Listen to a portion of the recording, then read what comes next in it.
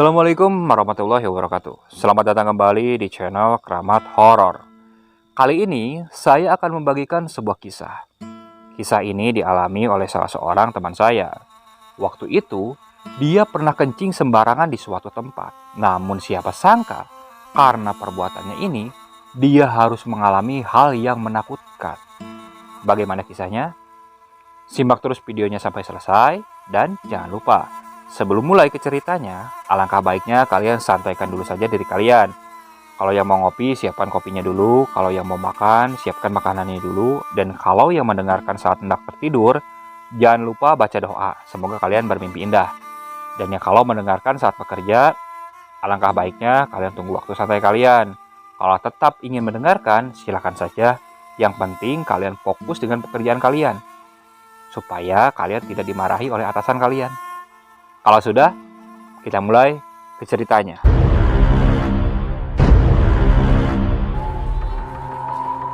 Peristiwa ini aku alami di tahun 2010. Sebut saja namaku Bambang. Pada saat itu, aku mendapatkan kabar bahwa orang tuaku yang tinggal di salah satu kota di wilayah Jawa Tengah, beliau sedang sakit. Jadi aku memutuskan untuk pulang ke sana. Selama 3 hari aku tinggal di kampung halamanku. Dan kondisi orang tuaku pun sudah mulai membaik. Setelah itu, aku memutuskan untuk kembali ke kota perantauanku di Bandung. Sudah 3 tahun lamanya, aku merantau di kota Bandung. Kebetulan, aku mendapatkan pekerjaan di perusahaan yang nyaman. Dan rekan-rekan kerjaku pun juga enak. Jadi aku sangat betah bekerja di sana. Setelah berpamitan, aku naik bis jurusan ke Bandung. Singkat cerita, pada pukul 11 malam, akhirnya aku sampai di terminal di Bandung. Ketika turun dari bis, waktu itu aku kebelet ingin kencing.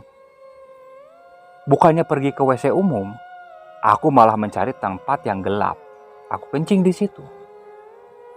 Ketika aku kencing, aku merasakan seperti ada yang meniup telinga kananku. Tapi aku tidak hiraukan karena aku pikir itu hanya angin biasa yang lewat. Setelah selesai kencing, aku berjalan keluar terminal. Di sana aku mengabari temanku, sebut saja namanya Yanto. Yanto ini tinggal sebelahan di kamar kosku. Dia juga bekerja di tempat yang sama. Setelah aku kabari, ternyata Yanto sudah mulai berangkat dari sana. Perjalanan dari tempat kosku menuju terminal kurang lebih sekitar 20 menitan. Selama menunggu Yanto datang, aku merokok sambil duduk di pinggiran kios. Ketika aku duduk, tak jauh dari depanku ada seorang kakek-kakek. Dia menjual sekoteng. Tapi dari tatapannya, seperti melihat sesuatu ke arahku. Awalnya aku biarkan saja. Namun lama-kelamaan aku jadi risih. Di situ, aku hampirilah si Pak tua itu. Kenapa Pak? Kenapa ngeliatin saya kayak gitu? Enggak. AA dari mana? Saya baru pulang dari kampung halaman saya di Jawa Tengah, Pak. Oh gitu. Hati-hati, A. Ada yang ngikutin. Ucap Pak tua itu langsung pergi. Loh, maksudnya gimana, Pak? Tapi Pak tua itu tidak menghiraukan. Dia terus saja melangkahkan kakinya sambil mendorong gerobak. Ya udahlah, aku biarin saja. Aku duduk kembali sambil menunggu Yanto. Tak berapa lama, Yanto datang. Aku naik ke motor Yanto. Dari kampung, aku membawa 1 tas dan 1 kardus. Tas itu berisi pakaian dan kardus itu berisi makanan. Makanannya juga makanan ringan, jadi tidak terlalu berat. Baju di kantongku pun tidak terlalu banyak. Ketika Yanto melajukan motor, mungkin setengah perjalanan, Yanto bilang, "Bang, kok kamu berat banget ya? Tadi perasaan pas berangkat motor enteng." "Ah, yang bener toh, motor kamu kali belum diservis. Tas aku cuma berisi baju kok. Kardus ini berisi makanan, mana ada. Ditambah lagi, berat tubuhku itu tidak lebih dari 60 kilo. Yanto terus saja melajukan motornya. Tak ada pembahasan lain lagi. Sesampainya di kontrakan, aku berterima kasih kepada Yanto. Aku berikan beberapa makanan kepada Yanto ini. Setelah itu aku langsung mandi dan tertidur. Esok paginya, aku langsung berangkat ke tempat kerja. Dari kosan menuju tempat kerja, itu memakan waktu kurang lebih 20 menitan. Dan pada pukul 6 malam, aku sudah kembali ke kosanku. Kosanku ini terdiri dari 2 lantai. Aku menempati lantai 2. Posisi kamarku paling pojok. Dan di lantai 2 ini, itu mempunyai balkon yang lumayan luas. Dari balkon ini kita bisa melihat pemandangan kota Bandung. Karena posisi kosanku berada di dataran tinggi. Setelah datang, aku langsung membersihkan diri dan makan. Dan pada pukul 7:30, kulihat Yanto baru datang. Aku berbasa-basi sebentar. Yanto lalu masuk ke kamarnya. Ada sekitar setengah jam kemudian, Yanto keluar. Dia bergabung denganku sambil nongkrong. Di situ Yanto ngobrol. Bang, gini, tadi malam pas aku sudah pulang nganterin kamu, aku tidur langsung ngimpi. Ngimpi apa? Ngimpi cewek? Iya bener, ngimpi cewek. Waduh, asik dong. Asik dari mana? Itu cewek setan. Maksudnya? Iya, aku tuh ngimpi didatengin cewek, mukanya hancur, bajunya compang-camping. Dari mukanya itu udah kelihatan sama sekali, karena udah rusak, kelihatan kulitnya ngelupas, matanya juga ngegantung sebelah. Terus, ya kayak gitu doang. Akhirnya aku bangun. Pas bangun nih bang, aku nyium bau busuk. Terus, buru-buru aku masuk ke selimut tidur lagi. Alah, bau busuk paling juga sampah tuh di dapur. Kamu kan biasanya telat tuh buang sampah. Gak langsung dibuang ke tempat sampah. Kayak dikoleksi. Beneran beda baunya bang. Terus, yang lebih anehnya, kan tadi malam, pas bonceng kamu, motorku kan berat. Tapi pas paginya aku bonceng si Yusuf, kamu tahu sendiri kan si Yusuf. Si Yusuf badannya gede. Tapi motorku normal, kayak enteng. Udahlah, jangan bahas kayak gituan. Ini ngopi aja lah sekarang mah. Ucapku langsung mengalihkan pembicaraan. Jujur saja, setelah mendengar ucapan dari Yanto ini, aku juga mulai berpikir, apa iya ada yang aneh? Memang tadi malam itu kurasakan motor Yanto ini melaju itu pelan sekali. Singkat cerita, pada pukul 10 malam, aku langsung masuk ke kamar dan merebahkan diri di kasur. Tak lupa lampu aku matikan. Setelah tertidur, aku bermimpi. Di mimpiku ini, posisinya sama persis dengan kosanku. Aku tertidur di atas ranjang, suasana di kosanku pun sama. Namun yang membedakan lampunya saja. Ketika tidur lampu aku matikan, namun di mimpi lampu itu menyala. Di mimpi ini aku membuka mata. Saat aku membuka mata, di pojokan kasur aku melihat ada perempuan yang duduk, kepalanya ditelungkupkan ke kaki. Kakinya ditekuk, tangannya memegangi kakinya. Rambutnya panjang. Pakainya putih tapi kotor. Bahkan di beberapa bagian aku lihat ada yang sobek. Aku diam saja waktu itu menatap perempuan itu. Lama-kelamaan, perempuan itu mulai mengangkat kepalanya. Saat dia memperlihatkan wajahnya, di situ aku langsung kaget. Karena kulihat wajah dari perempuan itu sama persis seperti apa yang diceritakan oleh Yanto.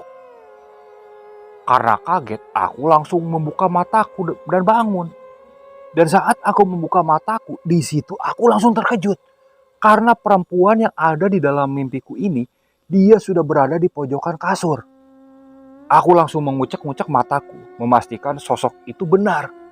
Namun saat aku membuka mata, sosok itu sudah tidak ada. Bergegas aku langsung nyalakan lampu kamarku. Kulihat sekeliling, tak ada siapapun.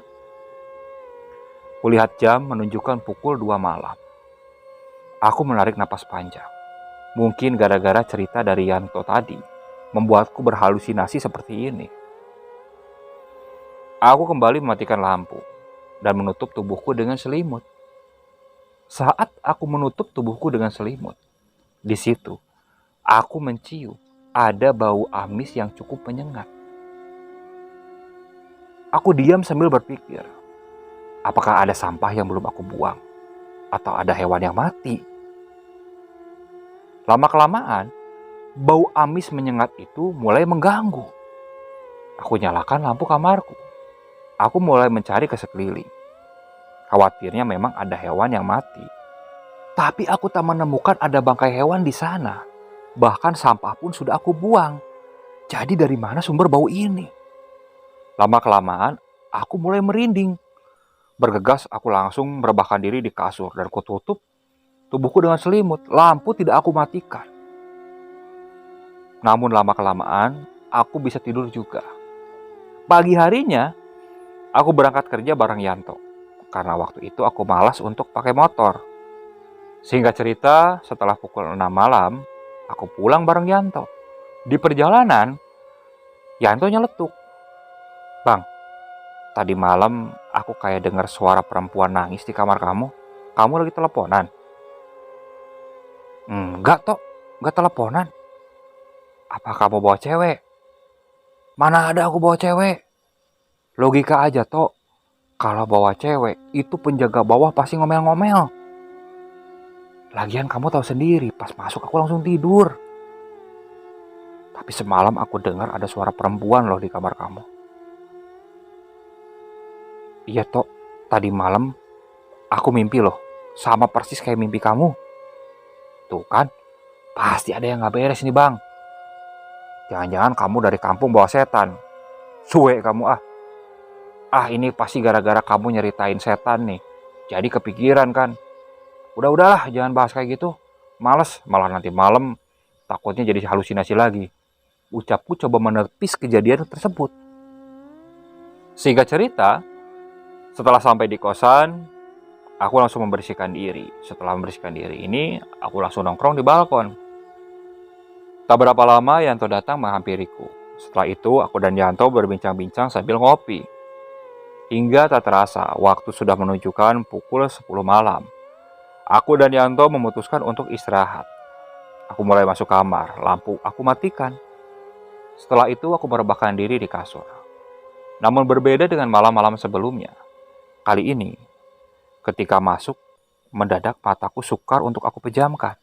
Padahal tadi saat di luar, beberapa kali aku menguap. Aku merasakan kantuk. Tapi anehnya ketika masuk kamar, rasa kantuk itu seakan hilang. Aku coba guling kanan, guling kiri, tapi tetap saja.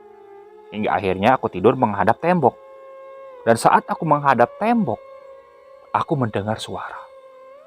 Ada suara tangisan perempuan tepat di dalam kamarku. Waktu itu aku masih belum berbalik, masih menghadap tembok. Namun lama-kelamaan, suara tangisan perempuan ini semakin jelas terdengar. Walaupun kamarku digelapkan, tapi masih ada cahaya yang masuk dari luar. Aku membalikkan badan. Saat aku membalikkan badan, aku melihat di pojokan kamar, tepat di belakang pintu, aku melihat ada seorang perempuan yang tertunduk, rambutnya panjang. Jantungku langsung berdebar kencang waktu itu. Karena aku yakin itu bukan manusia. Kalaupun manusia, kapan masuknya? Belum berani waktu itu aku bangkit. Aku menatap terus ke arah sosok itu. Dan tiba-tiba, sosok itu lalu bangkit.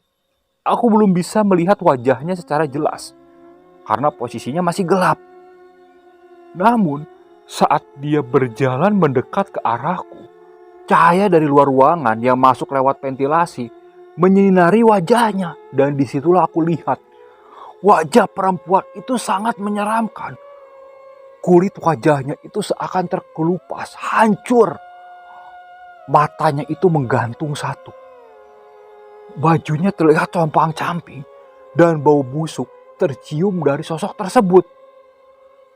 Aku waktu itu langsung tidak bisa menggerakkan tubuhku. Jantungku berdebar cukup kencang.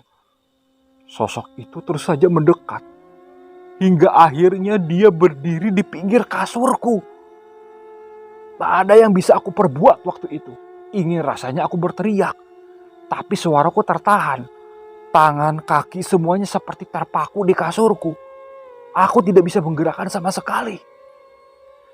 Sosok itu duduk di pinggiran kasurku, tepat di sampingku, dan wajahnya menatap wajahku. Aku benar-benar ketakutan waktu itu. Sosok itu hanya diam sambil merintih.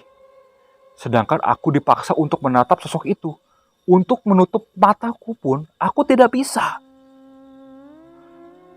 Suasana seperti itu berlanjut. Entah sampai pukul berapa, aku dipaksa melihat sosok tersebut.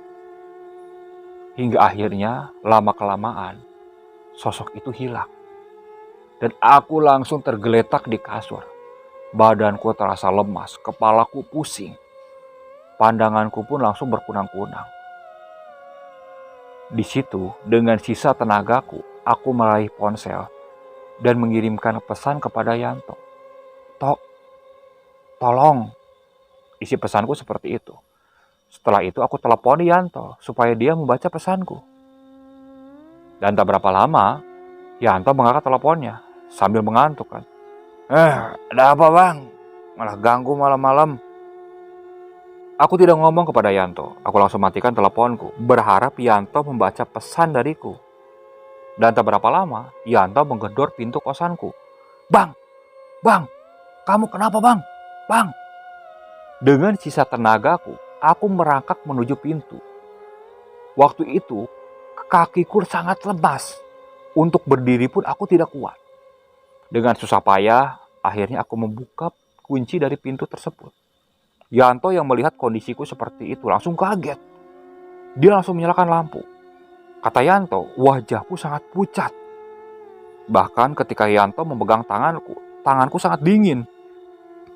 Bergegas, Yanto langsung mengangkatku ke kasur. Kamu kenapa, bang? Di situ aku belum bisa berbicara.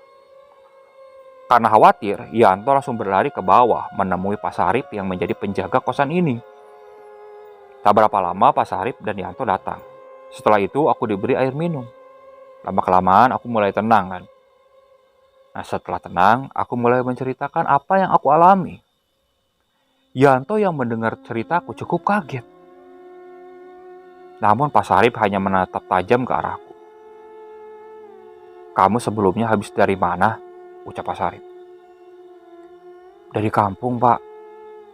Terus pulang ke terminal dan pulang ke sini, gak kemana-mana lagi pak. Dari kosan ke tempat kerja seperti itu aja. Tapi kayaknya kamu diikutin sesuatu deh. Tapi sekarang sosoknya udah gak ada. Pokoknya ini deh, kamu minum lagi ya. Mudah-mudahan sosok itu gak ngikutin lagi. Kamu jangan lupa baca doa kalau mau tidur, ucap Pak Sarip yang langsung meninggalkan kami. Di situ Yanto langsung ngomong, benar kan kataku bang, ada yang tidak beres. Jangan-jangan dari kampung kamu bawa setan. Jangan ngomong kayak gitu toh. Ya udah deh, malam ini aku temenin kamu tidur di sini, ucap Yanto. Dan malam itu, Yanto tidur di kamarku. Pagi harinya, aku merasakan badanku sakit semua, lemas, pusing. Akhirnya aku tidak berangkat kerja. Sore harinya, Yanto langsung membawaku pergi ke klinik karena dia khawatir dengan kondisiku yang seperti itu. Selama sakit, Yanto selalu menginap di kamarku. Tak terasa, 3 hari sudah berlalu. Dan aku mulai beraktivitas kembali. Nah, ketika aku mulai beraktivitas kembali, di tempat kerja, si Yanto bercerita. Bang, pas kamu sakit, di malam kedua, aku mendengar suara tangisan di balkon. Terus, aku ngintip kan dari gordeng di kamar kamu.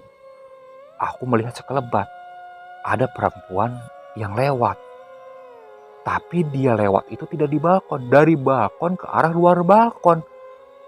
Itu melayang perempuan bang, tapi hanya sekelebat. Nah setelah itu, aku tidak hiraukan lagi kan ada suara tangisan. Di situ aku masih berpikir, apakah aku mempunyai kesalahan atau apa? Tapi belum juga aku terpikir, apa penyebab teror dari sosok perempuan itu. Pada hari kelima setelah aku sakit, aku harus lembur di tempat kerjaku karena pekerjaan sangat menumpuk dan aku ingin cepat menyelesaikannya. Yanto waktu itu pulang duluan dan di kantor hanya ada aku dan 2 security. Sedangkan tempat kerjaku ini berada di lantai 3. Tepat pukul 6, aku turun dulu ke bawah untuk mencari makan. Selesai membeli makan, aku kembali berjalan ke kantorku. Tak lupa, aku membelikan 2 makanan untuk security yang jaga waktu itu. Saat aku hendak memberikan nasi kepada 2 security itu, salah satu security, sebut saja namanya Pak Jamal, dia menatap tajam ke arahku. Setelah sudah dekat, aku bertanya kepada Pak Jamal, kenapa dia menatap tajam seperti itu? Pak Jamal terdiam. Tak berapa lama dia berbicara. Pak Bambang sebelumnya habis dari mana? Gak habis dari mana-mana, sekarang habis beli nasi. Sebelumnya memang habis sakit. Oh gitu. Pak, kalau bisa jangan pulang malam-malam, Pak. Kondisi Bapak kan belum sehat, ucap Pak Jamal. Iya, ini ada nasi buat kalian berdua. Makasih, Pak. Oh iya, Pak, satu lagi. Kenapa? Kalau ada yang aneh ataupun ada apa-apa, langsung kabarin saya, Pak. Saya standby, ucap Pak Jamal. Memang ada apa, Pak Jamal? Enggak ada apa-apa. Sambil tersenyum. Aku berjalan kembali ke tempat kerjaku di lantai 3. Setelah makan, aku langsung melanjutkan pekerjaanku. Tak terasa waktu sudah menunjukkan pukul 9 malam. Dan pekerjaanku pun sudah sedikit lagi. Ya kira-kira 15 menit lagi selesai. Saat itu, ekor mata kiriku seperti melihat ada sesosok perempuan yang melayang. Dengan refleks, aku langsung menoleh. Saat aku menoleh, sosok itu sudah tidak ada. Bulu kuduku langsung berdiri waktu itu. Jantungku langsung berdebar hebat. Cepat-cepat aku langsung telepon Pak Jamal. Pak, saya minta tolong bisa cepat ke ruangan saya sekarang. Iya Pak, tunggu sebentar, ucap Pak Jamal. Saat telepon aku matikan, di pojokan ruangan, aku melihat ada sesosok perempuan yang berdiri. Tapi wajahnya belum terlihat jelas. Dan tiba-tiba, sosok perempuan itu tertawa cekikikan. Benar-benar menyeramkan. Aku langsung bangkit. Dengan cepat, aku langsung berlari ke pintu dan menuju ke lantai bawah. Namun parahnya, ketika aku turun tangga, sosok tersebut sudah menunggu di bawah tangga di lantai 2. Bergegas, aku langsung memutar kembali ke lantai 3. Dengan cepat aku langsung raih ponselku dan menelpon Pak Jamal. Namun tak diangkat. Dan lama-kelamaan aku kembali mendengar ada suara cekikikan tawa. Namun kini aku belum melihat sosoknya. Dan saat aku melihat ke atas, sosok itu sudah menempel di langit-langit sambil memperlihatkan wajahnya yang menyeramkan. Aku langsung lemas waktu itu. Aku tutup mataku. Waktu itu aku berharap pingsan. Tapi ternyata aku tetap saja tidak pingsan. Aku langsung berteriak sekencang mungkin. Tolong, tolong, Pak Jamal, tolong, Pak Jamal, Pak Jamal, tolong, tolong. Tak berapa lama aku mendengar suara langkah yang sedang berlari. Lalu aku mendengar suara pintu terbuka. Pak Bambang, Pak Bambang, apa Pak Bambang? Pak Jamal langsung berlari menghampiriku. Saat aku buka, Pak Jamal sudah berdiri di sampingku. Pak, Bapak kenapa-napa Pak? Aku melihat ke atas. Sosok itu sudah tidak ada. Pak, aku lihat setan Pak. Pak Jamal langsung melihat sekeliling. Tatapannya cukup tajam. Udah Pak, gak ada apa-apa. Udah tenangin dulu Pak. Bentar saya ambilin air, ucap Pak Jamal yang langsung mengambil air. Aku hanya terduduk lemas waktu itu. Posisi masih duduk di lantai. Tak berapa lama Pak Jamal datang mengambil segelas air. Aku diminumkan air tersebut. Setelah minum air pemberian Pak Jamal, perasaanku lumayan tenang. Setelah itu aku langsung bangkit dan duduk di kursi tempat kerjaku. Aku langsung meminta tolong kepada Pak Jamal, supaya beliau mau menemaniku bekerja. Jujur saja, aku tidak berani kalau sendirian. Kalau pekerjaan ini dibesokkan, takutnya besok pekerjaan lebih banyak dan mengharuskanku untuk lembur lagi. Pak Jamal mengiyakan, dia menungguku sampai menyelesaikan pekerjaanku. Hingga akhirnya pekerjaanku selesai dan kami pun turun ke bawah.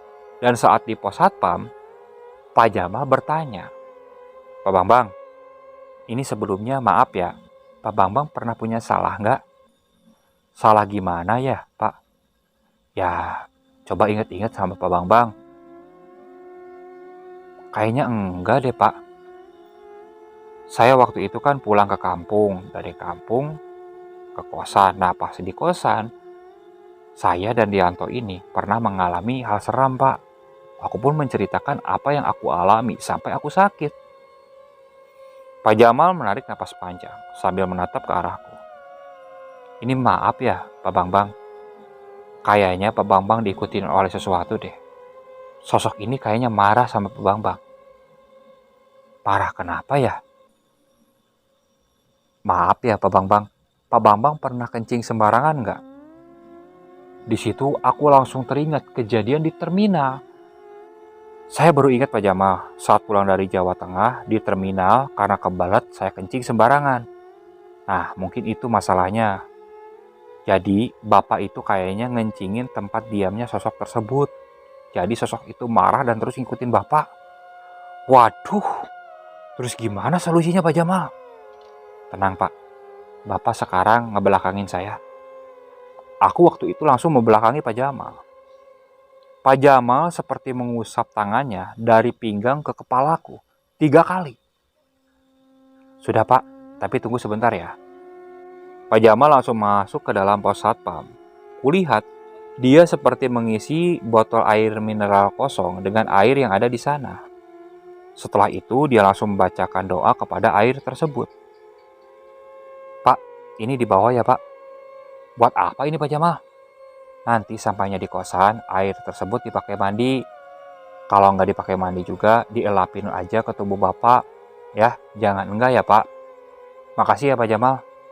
Setelah itu, aku langsung melajukan motorku untuk pulang.